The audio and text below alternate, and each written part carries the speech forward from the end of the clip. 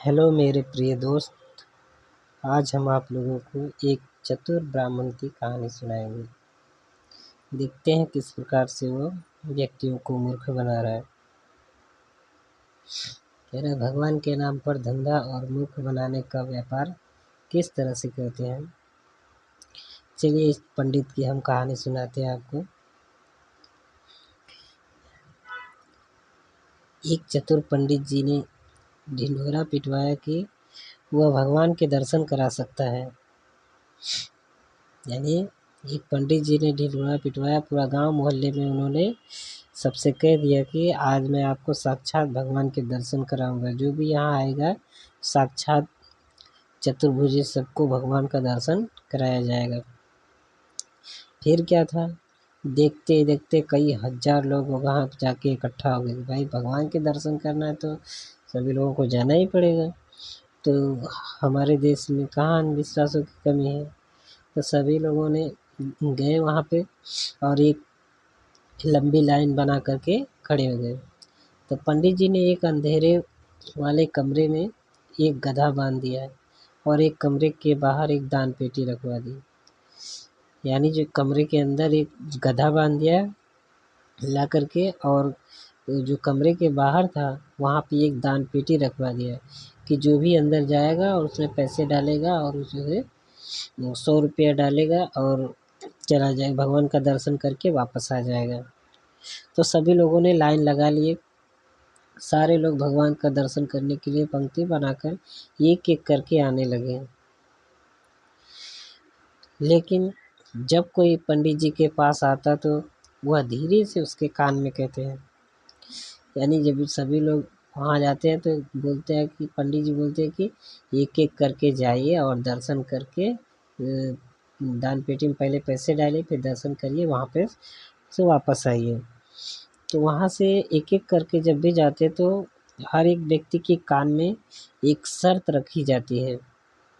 वह शर्त क्या होता है, तो उसके कान में पंडित जी बोलते हैं कि देखो भाई, अगर आप अपने पिताजी की जायज संतान हैं तभी आपको भगवान के दर्शन होंगे, और अगर आप अपने बाप के अगर नाजायज औलाद होंगे तो आपको वहाँ गधा दिखाई देगा।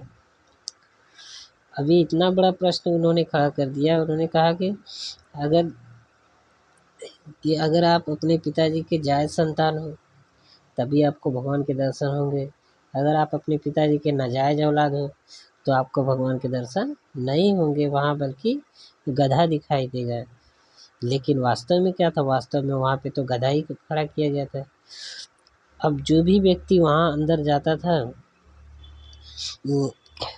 तो उसको वहाँ पे गधा ही दिखाई देता था, क्योंकि वहाँ पे वास्तव में गधा ही था, वहाँ पे तो भगवान कोई था ही नहीं। अब वहाँ पे गधा देख करके व्यक्ति अपने दिमाग में सोचने लगता था कि भाई अगर मैं बाहर जाके बोलूँगा कि मुझे गधा दिखाई दिया तो लोग मुझे कहेंगे कि ये अपने बाप की औलाद नहीं है, ये अपने बाप की जायज़ औलाद नहीं, अपने बाप की नाजायज़ औलाद है।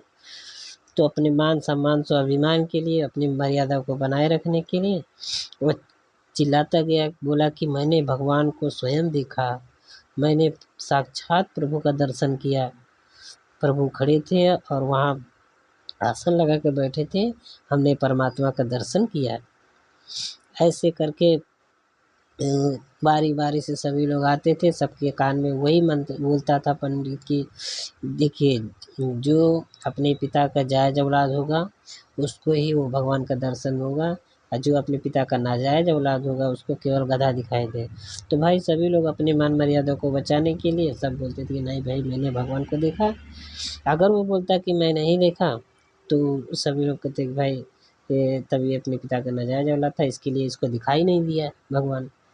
सच्चे लोगों को भगवान दिखाई देते हैं। तो ऐसे कर कर के करीब हजारों लोग गए और एक के पीछे 100 रुपया आया तो वह हजारों लोगों से उन्होंने हजारों रुपये कमा लिए। फिर हुआ जो है कि फिर पंडित जी बोलते हैं कि इस दान पेटी में चढ़ावा डालो और जाओ। अगर आपने भगवान को देखा है, पंडित जी क्या बोले कि अगर आपने भगवान को देखा है, जिसने भगवान को देखा है वह इस दान पेटी में पैसे डालो, और जिसने नहीं देखा है वो भाई चले जाओ। तो अब कोई कैसे कह सकता है? सभी लोगों ने कहा भाई हाँ मैंने देखा, मैंने देखा। अब कोई भी अगर ये नहीं कहता कि हाँ मैंने नहीं देखा है, तो उसकी बेइज्जती हो जाएगी, भाई ये नाजायज़ औलाद है। तो उन्होंने सभी लोगों ने कहा हाँ मैंने देखा। तो हाँ कहने का मतलब कि जिसने देखा उसने पैसा डाला। तो जिन्होंने देखा, जो नहीं देखा वो भी पैसा डाला, और जो ऐसे किया वो भी पैसा डाला। तो इस तरह से भगवान के नाम पे धंधा किया गया और लोगों को मूर्ख बनाया गया। कह रहे कि इस पेटी में चढ़ावा डालो और जाओ यहाँ से। हजारों लोग कमरे के अंदर गए, पर किसी ने साहस करके यह नहीं कहा कि वहाँ गधा है।